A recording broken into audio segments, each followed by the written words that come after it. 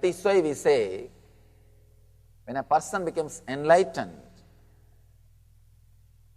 he is beyond intellect and material. He is beyond intellect and material. He goes beyond both. He experiences totally different space, different energy. He is neither centered on Idagala nor centered on Pingala. He is centered on Sushumna, means awakening a different space in you. As on now, you will always be caught in these two only. Either you will be body centered or head centered. When you are body centered, you run crazily towards the world. The moment you feel little satisfied, then immediately you start repenting crazily, calculating through intellect. You are just swinging between this intellect and the body. Your intellect says something and your body says different. And your whole life is nothing but the fight between the intellect and body. Idagala and Pingala.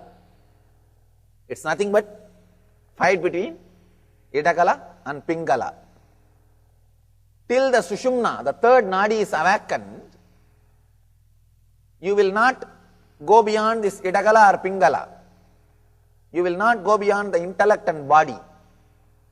Here Shiva is giving you a beautiful technique to awaken the Sushumna, so that you will go beyond the Idagala and Pingala. You will go beyond the intellect and body. Fellows who are intellect oriented, fellows who are body oriented. People who are body oriented will be always bothered about comforts, the outer comforts, the luxury, money. People who are intellect oriented will be always bothered about ego, to show the identity, me, carrying the big cutout. Me, that intellect. Only when your Sushumna is awakened, you go beyond these two. You go beyond these two. There's a beautiful story in Shiva Purana. It says there was a fight between this Brahma and Vishnu. Who is the big guy? I don't think Vishnu would have gone to fight. This fellow would have called, this Brahma. He can't keep quiet because his work is over. No job, you see. Jobless fellows always go for fight. His job is done. Creation over. Now what to do? Go around and start calling people for fighting. And this guy doesn't have any job. His job is creation only. He has done already. He has done it. And this Vishnu is maintenance work, constant work he is doing. And the Shiva also destruction. And one more thing you should understand. In Sanskrit, the word destruction is not used. Creating space for new creation, we call it as rejuvenation. Samhara does not mean destruction. Please understand, in Sanskrit word samhar means digesting, means creating space for new thing. So Vishnu is not, Shiva is not a destroyer as you think. He creates space for new things. He rejuvenates and he creates space so that the updating can happen, so that the new beings can happen, new things can happen on the planet Earth. So he is not a destroyer. When you translate these words in English without any intelligence, the whole thing is messed up. Samhara word, Srishti means creation. Sthiti means maintaining. Samhar doesn't mean destroying. It means creating space for new energy, rejuvenation or replacing. It doesn't mean destruction. Anyhow, this guy goes to fight with Vishnu. I am the big guy, I only created. If I am not there, you will not have any job, you are jobless. Now what to do? Vishnu has to come out and say something. He says, unless I maintain, whatever you create will be down the drain. What is there? It is me, just because of me everything is there as it is. Even though you created, if I don't maintain, it will not be there. You can't be proud of that. It is my job. Both of them are fighting. Suddenly, both of them remember somebody, third person.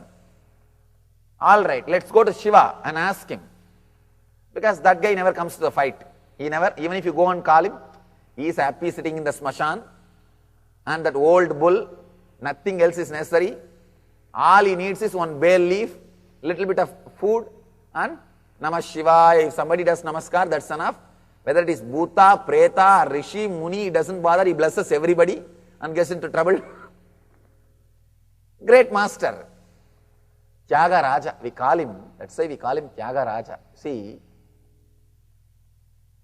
the concept of Shiva is amazing.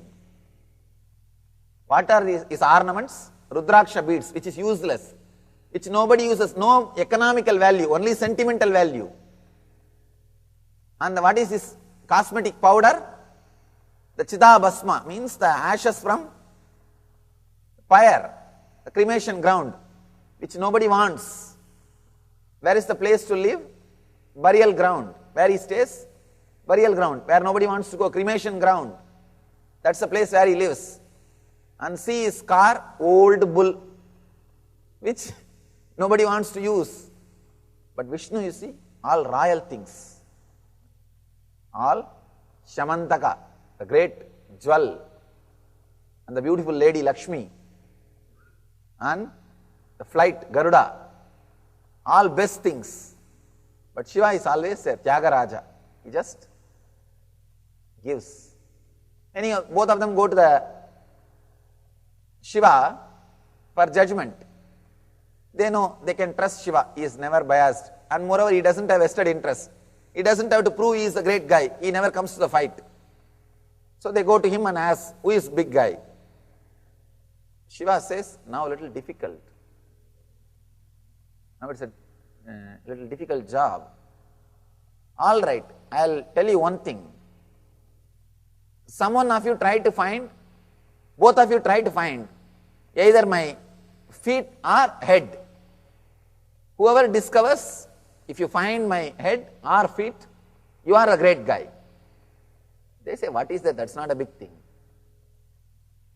Brahma takes a form of a swan and starts flying. Vishnu takes the form of pig and starts digging. He goes on and on and on and on and on. Suddenly, at one point, Vishnu decides, no, I think I can't do anymore. Enough. And he ties one bell at the feet of Shiva to mark the place, the distance to which he travelled, and he comes back. Still now in all Shiva statues, in the calf muscle you will see a bell. There will be a bell in the calf muscle, means that much only Vishnu was able to travel. Anyhow, he came back and he said, Lord, I accept, I am not able to see your feet. Please forgive me. Now my ego is completely destroyed. I am not a big guy. I know you are the great person. Please forgive me. Then this Brahma goes. He goes on and on and on.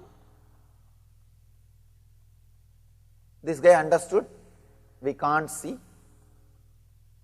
He says, he feels almost he is about to give up.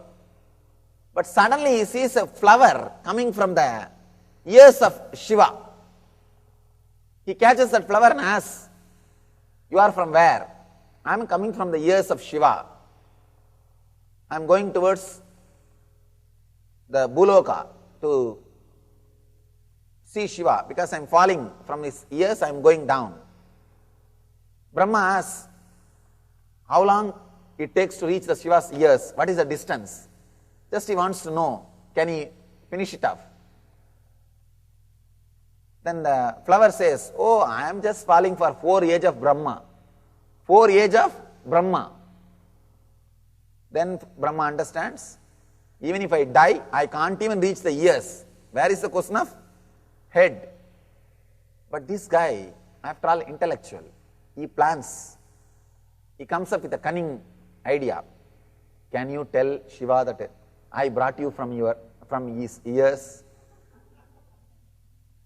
The flower says, no, Shiva knows, I can't tell lie. No, after all, you are also going to go down. Why don't you do this small favor? Finally, this fellow agrees, because these intellectual guys can make anybody agree for anything.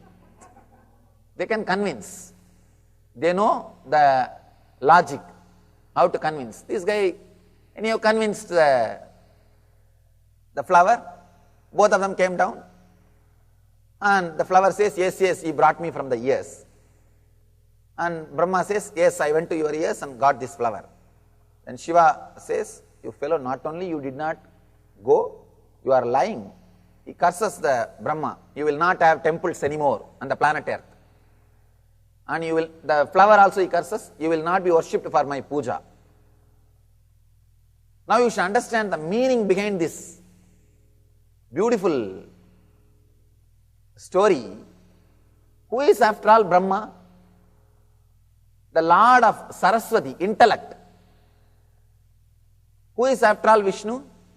The Lord of money, Lakshmi, money. The real meaning of the story is, neither money nor intellect can lead to ultimate bliss, can lead to God.